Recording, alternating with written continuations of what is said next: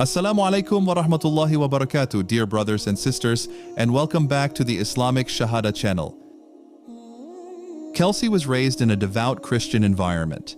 From a very young age, she attended a private middle school where Bible classes were part of her daily routine and chapel was held every Wednesday. In this nurturing environment, she learned that God is omniscient, omnipresent, and omnipotent, a belief system that formed the bedrock of her childhood faith. Little did she know that this very foundation would eventually guide her toward a new understanding of spirituality. During her middle school years, Kelsey's days were filled with the teachings of Christianity. Every lesson reinforced a singular truth, that God was all-knowing, everywhere, and all-powerful. However, as she grew older and entered high school, life became more challenging. With strict parents and the demands of online schooling, Kelsey found herself isolated and with few opportunities for social interaction. In her solitude, she turned to her Bible, a book that had become a personal journal marked with colorful highlights and annotations. She shared Bible verses and live readings on social media, filling her digital world with reminders of the faith in which she had been raised. Everything began to change when, at school, Kelsey encountered a Muslim student for the first time, a meeting that she described as rare and as striking as seeing an exotic bird. Initially, as a committed Christian, she assumed her duty was to convert this student to Christianity. However, the encounter sparked a deeper curiosity within her. Determined to understand what Islam truly represented, Kelsey started collecting every Islamic book she could find. She visited the library with her grandmother, discovering resources that directly challenged the stereotypes she had been taught about Islam. One day, Kelsey finally opened a Quran. As she read, she realized that the text was not the delusional script her school had depicted. Instead, it resonated with clarity and a profound wisdom that made sense to her. Gradually, her daily routine began to shift. What was once a time for Christian prayers at 6 a.m. became moments spent reading the Quran. Kelsey found herself captivated by the beauty and consistency of the message on every page, often attempting to bookmark passages that moved her deeply. A turning point in her journey came when Kelsey decided to compare specific passages from the Quran and the Bible. She closely examined Quran 24:30. O Prophet, tell the believing men to lower their gaze and guard their chastity. That is purer for them. Surely Allah is all aware of what they do. And tell the believing women to lower their gaze and guard their chastity, and not to reveal their adornments except what normally appears. Let them draw their veils over their chests, and not reveal their hidden adornments except to their husbands, their fathers-in-law, their sons, their stepsons, their brothers' sons or sisters' sons, their fellow women, those bondwomen in their possession, male attendants with no desire, or children who are still unaware of women's nakedness. Let them not stomp their feet, drawing attention to their hidden adornments. Turn to Allah in repentance altogether, O believers, so that you may be successful. 1 Corinthians 11, excerpt. Every woman who prays or prophesies with her head uncovered dishonors her head. It is the same as having her head shaved. For if a woman does not cover her head, she might as well have her hair cut off. But if it is a disgrace for a woman to have her hair cut off or her head shaved, then she should cover her head. A man ought not to cover his head, since he is the image and glory of God, but woman is the glory of man. For man did not come from woman, but woman from man. Neither was man created for woman, but woman for man. It is for this reason that a woman ought to have authority over her own head, because of the angels. Nevertheless, in the Lord, woman is not independent of man, nor is man independent of woman. For as woman came from man, so also man is born of woman. But everything comes from God. Judge for yourselves. Is it proper for a woman to pray to God with her head uncovered?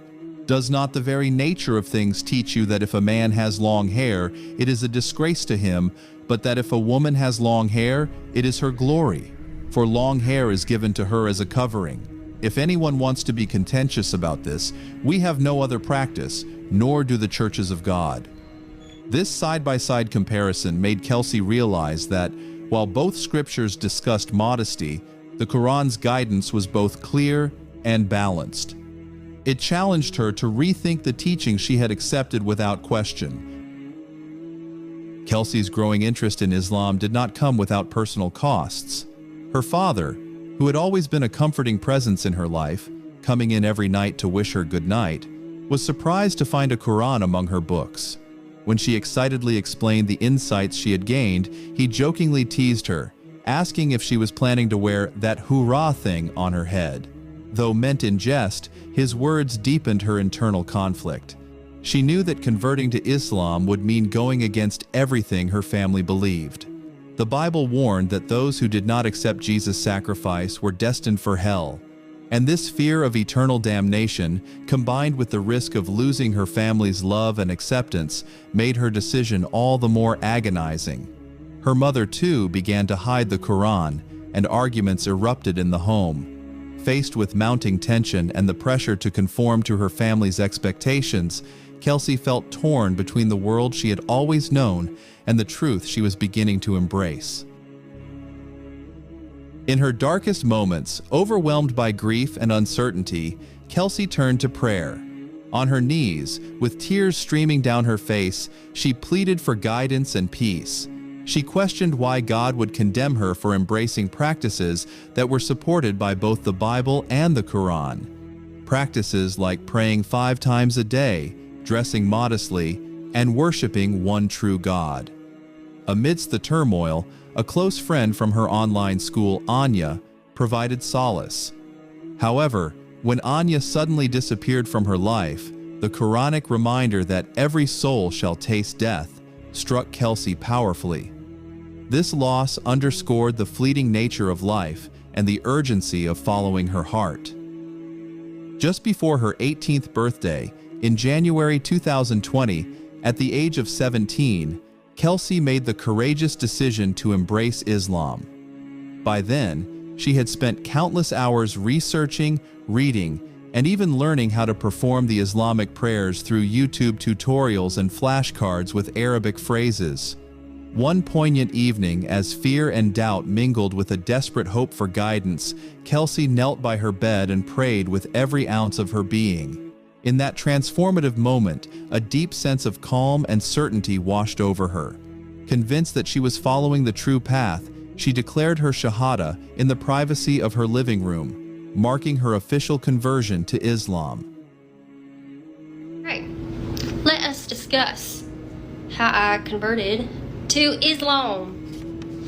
I would tell you all the details, but I have to protect my family, and I feel like every revert has things that they can't just like openly share. So I'd like to write a book one day, but inshallah. Anywho, so I converted when I was 17 in January 2020. I had went to private school for all of middle school, and that kind of set up my knowledge because I had studied the Bible in depth, although I hadn't like read it front to back at that time. And I had been raised in a good environment. I also was taught about Islam, but I was taught stereotypes about Islam, unfortunately. So for high school, I can't really go into why, but I had to do homeschool. I did online school. So on top of that, I also had very strict parents. I didn't go out very much. I would say I probably went out like twice a year. So obviously that was very, very difficult for me, and I had a lot of free time on my hands, as you can imagine. So I dove into the Bible. I read it front to back, and then I was at a school event and I saw a Muslim for the first time. Coming from the South, I didn't even know that there were different like ethnicities besides like 3 different ones, okay? So it was like finding a rare exotic bird. And obviously, being the devout Christian I was, and like having been posting like Bible verses on a daily basis on my Instagram and doing Instagram lives, reading the Bible, I was like, I am gonna convert this person. I didn't do a very good job, as you can tell. So basically, I went to the library with my grandma because that was like one of the few times I got to go out. Oop, be careful. And at the library, surprisingly, I found really good resources to study Islam. So I found a book that addressed stereotypes directly, which was kind of wild. It was literally like page 1, jihad does not mean offering yourself for the sake of heaven, basically. I found a really good Quran, which is also very rare. And I picked up some other books too, but those two were probably the most impactful. Everything else that I found out about Islam, I found out through studying online. So like YouTube was a main thing. Learning prayers I used YouTube for. And it kind of started out as like, oh, I'd never do that, but I like the concept of hijab. Oh, I'd never do that, but I like this from the Quran. Oh, I'd never convert, but I like XYZ. Until gradually I was like, okay, so everything in here makes sense, and I don't really know why I'm not Muslim at this point. And I remember crying next to my bed, like on my knees, and being like, God, please grant me like comfort and ease in this decision, because it is very difficult for me, and everyone's telling me that I'm gonna go to hell if I do this, but I don't understand why I would go to hell for praying 5 times a day and dressing modestly and worshiping one God. Like, it just doesn't make sense to me. And at that moment I felt complete ease just wash over my body in an instant, and I felt so much confidence about the decision I needed to make. And I said my Shahada in my living room.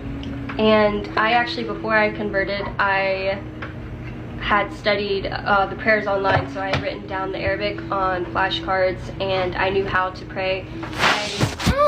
Rumi. I was using YouTube tutorials for every single prayer, so I would type in the search Fajr prayer tutorial, Zuhur prayer, and just follow along the guy doing it on the screen. If you've just converted to Islam or you're thinking of converting to Islam, here are some tips for the beginning of your journey. The first thing I'm going to recommend is obviously read the Quran in depth, front to back in English. You want to understand what you're reading, and you just want to understand the book that is centered around Islam. Building off of that, when you're able to, I would say start learning how to read Quran in Arabic early. It's going to take some time, but this is something that I wish I did at the beginning of my revert journey. I'd recommend Al-Insan Quran for learning Quran in Arabic. This is their website, and they offer affordable and basic intermediate classes. And the reason I like Al-Insan so much is because of the fact that they offer self-paced classes. The basic Arabic alphabet course will teach you about, obviously, the Arabic alphabet, but also how the letters connect to make words. Once you move up to the intermediate Quran course, it teaches you how those words connect to make sentences. There's challenges, quizzes, and projects, and at the end you get your official certificate. I cannot stress taking Quran classes early enough. And I say this as someone who didn't do that, and now when I pronounce certain things, when I recite, it's really hard to unlearn the way that I learned them because I learned them incorrectly. My next tip would be to go into hijab slow. Not saying don't wear it, don't misunderstand me, but acquire a modest wardrobe first. And take all the immodest clothes, or most of them, because you can still wear some at home obviously. So take most of your immodest clothes and donate them. That way when you go in your closet, you literally have no choice but to wear something modest outside, you know? By gathering modest clothes, I mean like get the high neck tops, get the tank tops, get the long sleeves that you need for underneath clothes, and get the the slips. Get every essential that you need that you don't have. But focus on gathering those like undergarment pieces first, but then move up to like the maxi skirts, the cardigans, the loose jeans, and then abayas and hijabs and undercaps. Because what people don't understand is this process is expensive for a revert. We are not the average Muslim girl who gets everything handed down by her parents. Do not be ashamed that your journey is taking longer than other people's. Give yourself grace, give yourself time to learn. Take the notes and watch the YouTube tutorials on how to pray, and follow the Learn With Me Zaki surahs.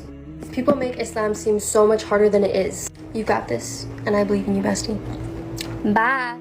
Kelsey's journey from a strict Christian upbringing to a life illuminated by the teachings of Islam is a story of personal discovery, emotional turmoil, and ultimate peace.